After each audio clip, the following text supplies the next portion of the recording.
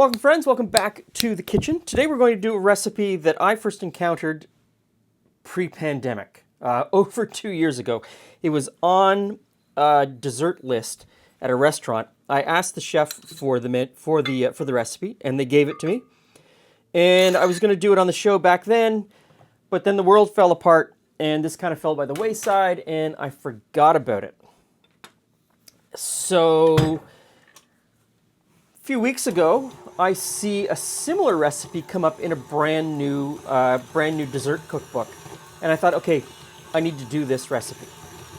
And it is essentially, 100% essentially a take on a shortbread in the ingredient list. There's no egg. It's butter, flour, sugar, and a little bit of other flavorings, which takes you back to pretty much what shortbreads were in the 1700s and 1600s, as I discovered through my old cookbook collection. So we're creaming together this butter, and I'm just going to scrape down the sides a little bit, make sure that it's getting all of it. And to that, I'm going to add granulated sugar and brown sugar. Okay, so that's creaming together. Now, the version that ends up in Dory Greenspan's new book, she uses white sugar and icing sugar. I'm not going to use the icing sugar because the recipe that I got from the chef used the brown sugar, and it gave a really nice deep caramely flavor and a different texture. But the reason that Dory uses the icing sugar is she wants to get cornstarch into this mixture. Icing sugar is powdered sugar and cornstarch combined, and the cornstarch is an anti-caking agent. It could also be potato starch, depending on which brand you buy and where you live. And that starch component is anywhere between 3 and 5% of the total weight of the icing sugar. And that cornstarch, again, changes the texture. And cornstarch is an ingredient in a lot of modern shortbreads. But if you go back a little bit farther, to the late 1600s through to just before World War I, most Scottish shortbread recipes in my Scottish cookbook collection use rice flour. So instead of using the icing sugar, I'm going to use the brown sugar that was in the chef's recipe. And the chef also used cornstarch, but I'm going to put in rice flour. You could use either. They both give a really nice crumbly texture. So I'm just going to mix that in with the all-purpose flour. And as I mix that in, I'm going to add some salt. And I'm going to add a touch of vanilla. Put that much. Now, modern day traditional shortbread is very austere. Very few ingredients: butter, sugar, flour, and salt. Farther back you go in Scottish cooking, you go back to the cookbooks of the 1700s and 1600s, shortbread was elaborate.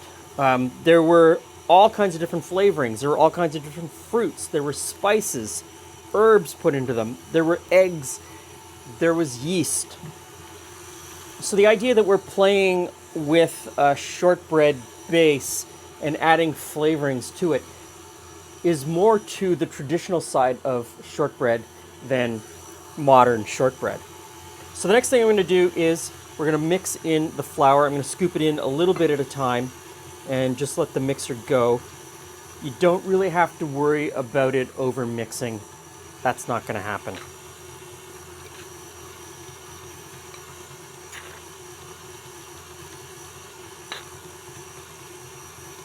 Okay, that's the last of the flour.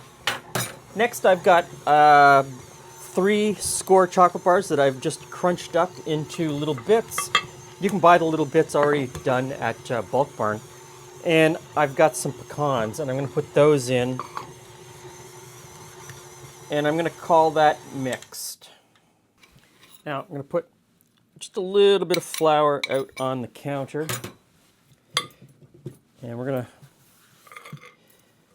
pour our mixture out. A little bit dry, a little bit crumbly. There are no eggs.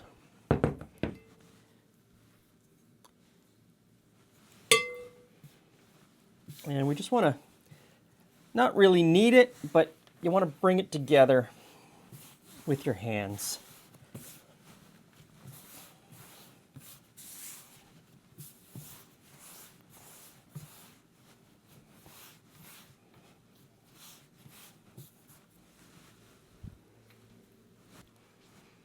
Now, cut that roughly in half. And once it's in half, it doesn't have to be exactly half, just mostly half. I'm going to transfer it to a piece of plastic wrap, and we're going to wrap this up and roll it into a log.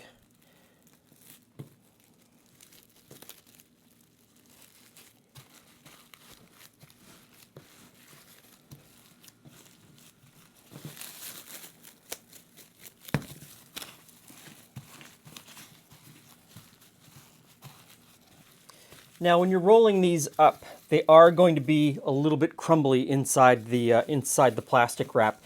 It's not going to be like a cookie dough that you would normally, as you would normally know it. There's no egg, there's no sort of binder to hold it together, so it will seem a little bit crumbly.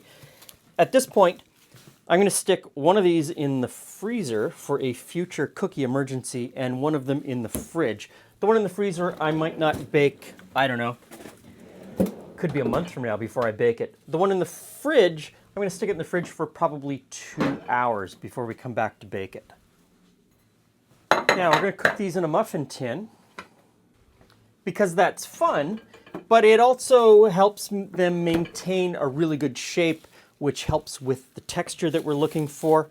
So I want to unwrap these. I've got a 12-cup muffin tin.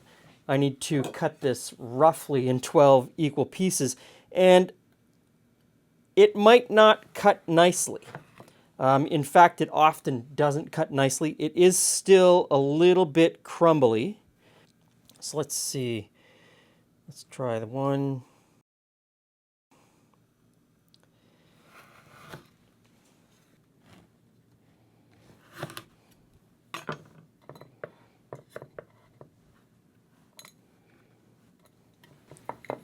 Now the oven is preheated to 350 degrees Fahrenheit, and I'm going to put these in. They will take longer than a typical cookie, probably in the 20 to 25 minute range. Now, I forgot a step. Uh-oh. I did forget a step. Uh-oh.